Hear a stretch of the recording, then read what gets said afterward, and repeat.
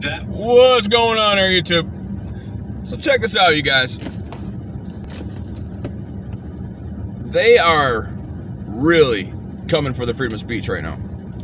They're coming for our First Amendment like no other. Let me explain how this is going to work. So the Lieutenant Governor of Pennsylvania, he is stating that any speech stating that the election was fraud, okay?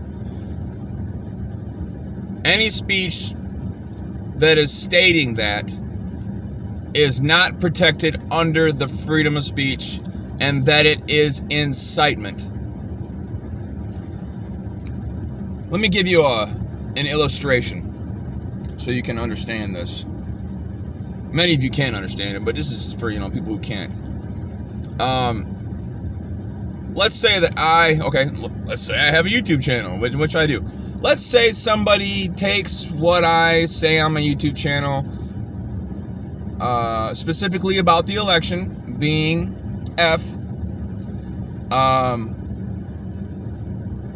and they write down some shit in their pocket and say, this info to watch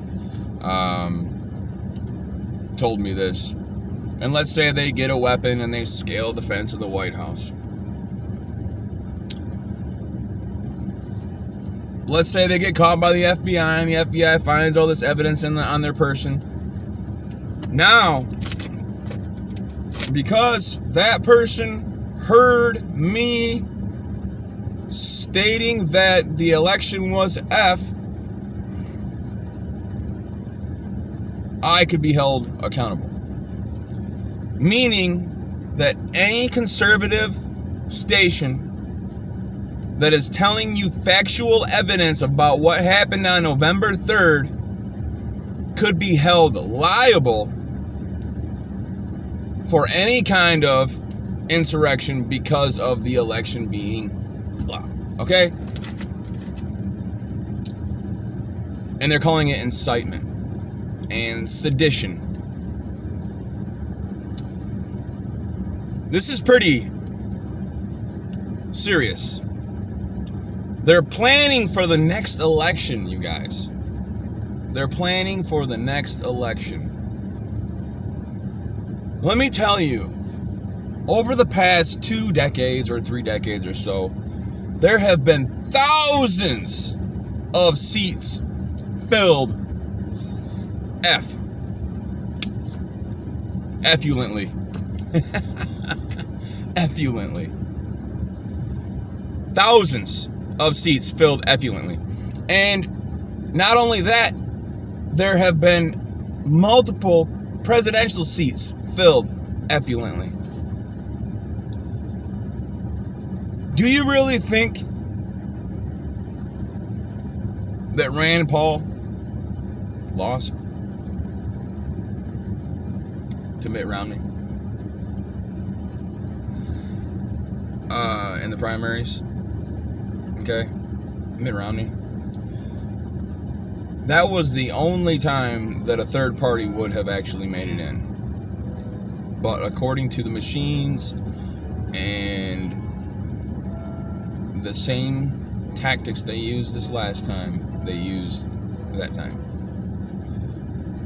Listen, we have to organize, and I'm getting ready to. I don't know how I'm going to do it. I might have to find a web hosting service that won't cancel me. But we need to organize all of our right-leaning, conservative-leaning, constitutional-leaning groups into creating a secondary poll booth every election. A secondary one that is using nothing, obviously we need to lobby we need to try to get our legislatures to make laws concerning our elections, right? We need to write them. We need to talk to them. We need to get petitions signed to reform our election system. And using nothing but paper ballots, and you must have voter ID. You have to have an ID to drive your car, okay? You have to have an ID to buy alcohol. You have to have ID to buy cigarettes. You have to have ID to file papers at the court. Why not make you have an ID to vote? Our most sacred thing of this land? Bare minimum, you need an ID for that. And that's it. Okay? Legally, you shouldn't have to have an ID at all. But to prove citizenship, you need an ID to vote. Right?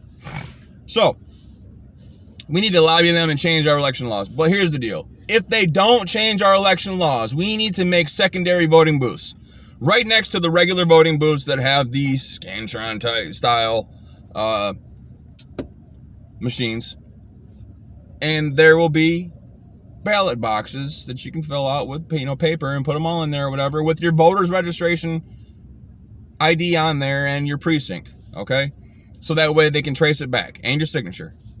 So signature, registration number, precinct, paper ballot, possibly a picture. Why not?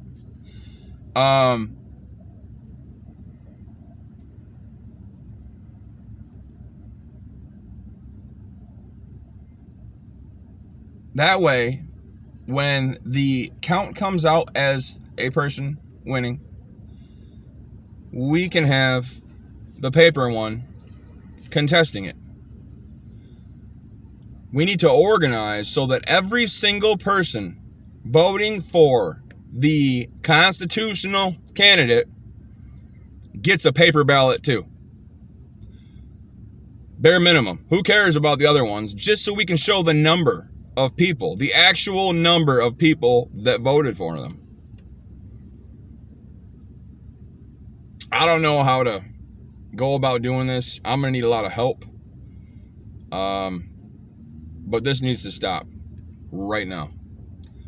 I need some people with clean records to get a hold of me across the country so that we can organize this. This needs to be done. I don't see any other way. We need to force them into it. Of course, it's going to be dangerous. It's going to be very dangerous. That position of power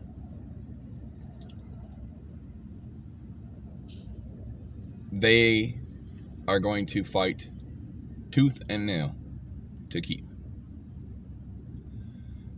They're coming for you, just like they're coming for me. The gulags are going to be open soon. Our speech is no longer protected. Our Second Amendment is under threat.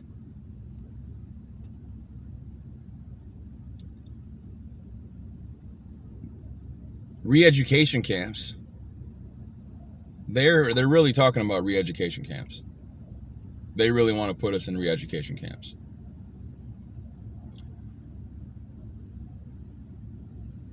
They're basically labeling us as T's. T-E-R, okay? I-S-T. There's 2 R's in there, but I skipped one on purpose. 3 R's, actually. But, we need to organize, you guys. We need to do this legally and lawfully and peacefully. Okay? And that's the only way we can do this. Like I said, our freedom of speech is gone.